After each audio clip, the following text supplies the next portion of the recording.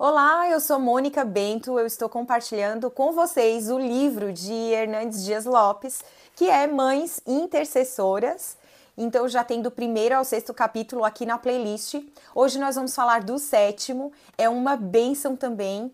E eu gostaria só de reforçar a importância de você ler o livro de uma forma completa, porque o que eu trago aqui é a minha visão, a minha lente, né? Aquilo que se destaca do livro, e você pode ter uma experiência diferente da minha, então é tão importante, né, desfrutar e aplicar isso na sua vida. O capítulo 7 fala que Deus está procurando mães que ousem colocar o ninho de seus filhos nas alturas, longe dos predadores. Então aqui a Bíblia nos ensina que os que esperam no Senhor são como águias. A águia é uma pedagoga de Deus que nos ensina lições preciosas, e a mais profunda talvez esteja relacionada aos seus filhotes. Então o autor traz 5 aspectos que a gente vai aprender com as águias e aplicando isso, trazendo no contexto da nossa família, da nossa casa, dos nossos filhos, inclusive evitando alguns erros. A primeira lição da águia é a proteção. Assim como fala no título, a águia coloca o ninho dos seus filhotes no alto de rochedos, penhascos elevados, bem longe dos predadores. E na Bíblia a gente vai encontrar exemplos contrários a essa atitude das águias.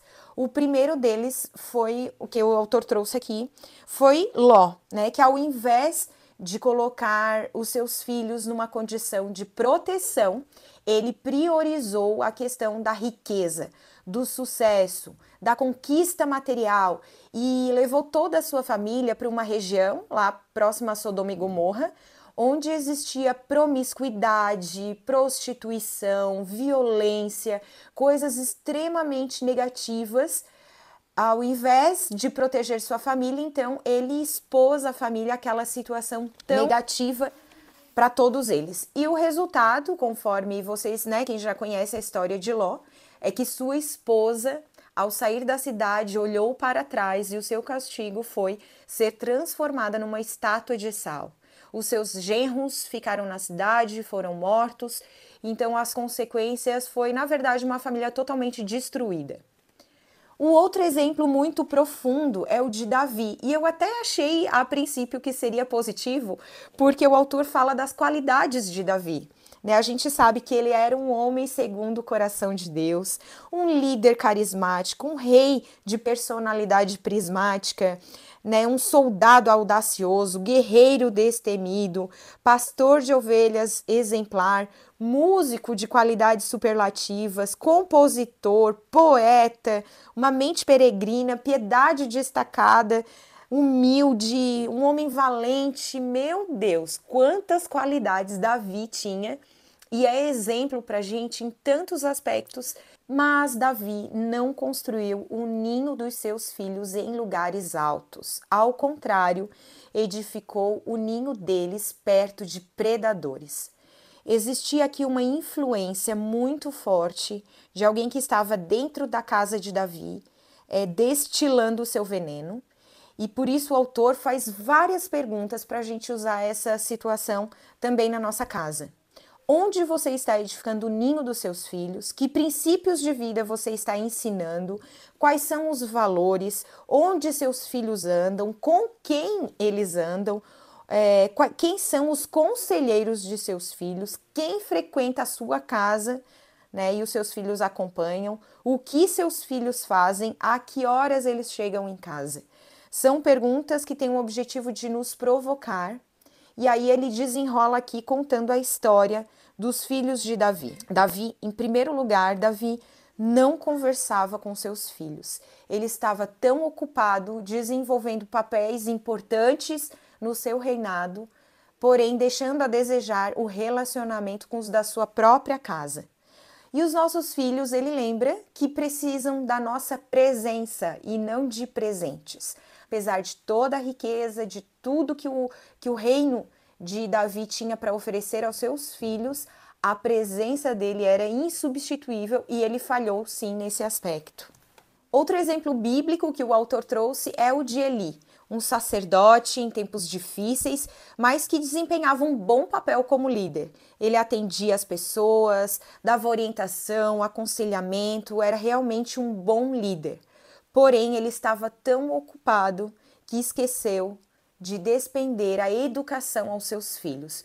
Por isso, eles eram filhos irreverentes, adúlteros, indisciplinados, né? Seu pai não conduzia a casa como deveria, deixava eles fazerem o que queriam, sem restrição, sem impor limites, e as consequências também foram drásticas. Aqui a gente tem um grande líder e um péssimo pai. Os pecados dos filhos de Eli foram tão graves que Deus os sentenciou à morte e de novo uma família foi destruída. O autor continua aqui relembrando a situação da casa de Davi, que tem a ver com os filhos de Eli também, onde existia uma víbora, ele chama Jonadab, que era um jovem diabólico que vivia dentro da casa do rei e tornou-se conselheiro de um dos seus filhos, que era Aminon, filho de Davi. Esse filho começou a nutrir um desejo por sua própria irmã, e o desenrolar dessa história é morte, destruição.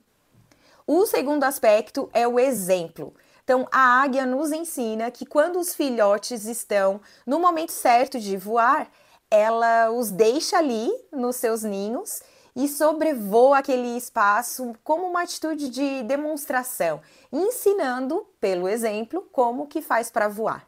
Assim também são os nossos filhos. Eles já nascem, né, com essa predisposição a aprender observando, aprender pelo exemplo, e por isso o autor fala que mais importante que palavras é aquilo que nós fazemos.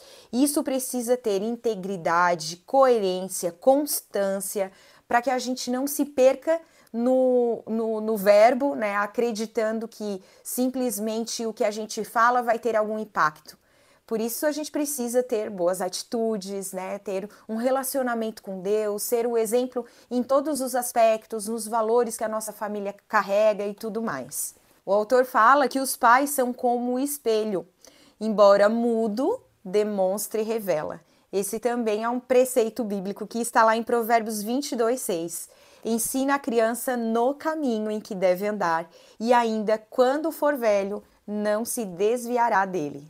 O terceiro aspecto é a disciplina e o que fazer quando a nossa orientação, quando o nosso exemplo, o nosso ensino não é suficiente. Vamos aprender com a águia de novo. Ela faz o seguinte, ela tira a penugem e deixa só os gravetos, os espinhos, o desconforto. Essa é a disciplina que a gente precisa aplicar aos nossos filhos. Então, existem momentos em que só conversar e só dar o exemplo não é o suficiente. Então, a gente precisa impor limites. Filhos sem disciplina não amadurecem, nem são preparados para a vida. Isso é uma verdade.